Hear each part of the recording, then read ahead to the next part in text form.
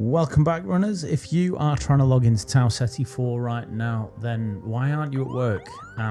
Or who is looking after the kids? In all seriousness though, these servers are down for maintenance, and patch 1.5.0.1 is going to be ready for download when they're back up. I've got the full breakdown of today's hotfix, and we'll do a quick catch up on the big changes from the major update last week, 1.0.5. So let's get into it. The 1051 patch is bringing a bunch of fixes for stability and exploits. First up, the literal game breakers. If you've been running into a lot of thief players who seem to have an infinite number of pickpocket drones, that's done with. Bungie has patched the cooldown refresh exploit. They've also hammered down the map geometry in outposts, so there'll be no more unintended entry into the pinwheel area.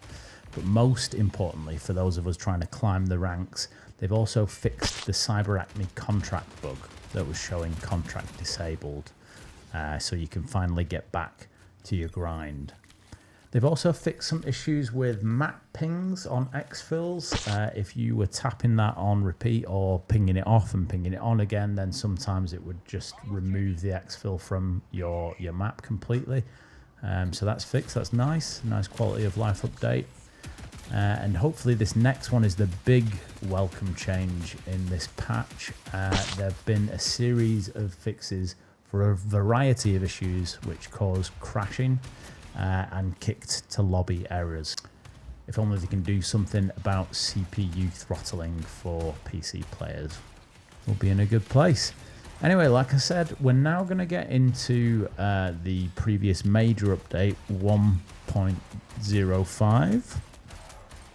From last week, so that you can hit the ground running in the wee twilight hours once the servers are back up. The big news from that patch was the release of ranked mode alongside the new pinnacle event map Cryo Archive.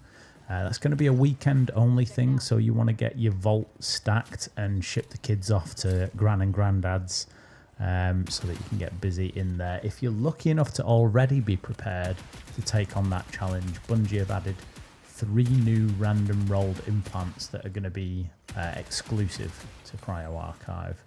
First up is the Covert Recovery, and this one's for assassin mains to hunt down. It buffs your self-repair speed while you're inside smoke. Secondly, we've got the Freeloader implant, which refills a small amount of tactical and prime energy after a knife kill. And thirdly, the Panic Response implant grants the effects of Cardio Kick when you're low on health and healing up. We're also seeing 3 new weapon mods that are being added to the Cryo Archive exclusive loot pool. So keep an eye out for Testament, which gives a massive boost to range and aim assist when you're holding ADS. And as a Vandal main, I'll be hunting down Hurricane, which reduces accuracy penalties while you're airborne. The next change is a pretty substantial quality of life win. You can now activate Exfil beacons while downed.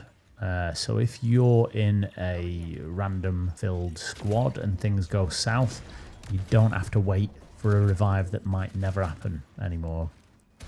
They've also fixed the finisher loop bug, so you won't get instantly farmed the moment that you stand up from a revive anymore.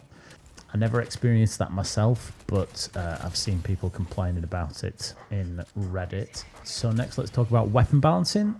If you've been getting spraffed on by the WSTR Combat Shotgun, this patch is for you. Bungie's utterly gutted its range. So, but don't get me wrong, it still flattens you at point blank, but the aim assist and damage fall off are significantly steeper now. Suppressors no longer scramble enemies' health UI. Bungie have stated in the patch that they want to keep the gameplay language clear, but the benefit of a suppressor is now purely about staying quiet, which, to be fair, is still massive in an extraction shooter. A couple of other quick hits. Rook is now available from level 0, which is very helpful for newcomers. There's no more level gating on that. The Assassin Shell got a visual fix for smoke pucks, and for those of us playing on console, you'll finally have toggle or tap push to talk, which is going to be a lifesaver if you're trying to talk to your crew without the whole lobby hearing your life story. I did manage to get into Cryo Archive for a couple of runs over the weekend. It is a weekend-only map. But my plan now, once the servers are back up, is to try and get a few more silent midnight runs in, bosh out some contracts on Perimeter and Dire Marsh, maybe run a couple of risky solo visits to Outpost, fill up my vault, and that way I won't be going into the weekend empty-handed. That is if I can even get time away from the family to transfer this battered matter Tau Ceti side.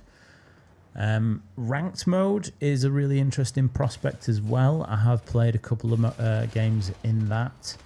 Not a whole heap, to be perfectly honest with you. I have been running into a lot spicier random filled squads on there, so I'll probably be getting into Dads of Marathon to try and get a nice friendly squad together on their LFG.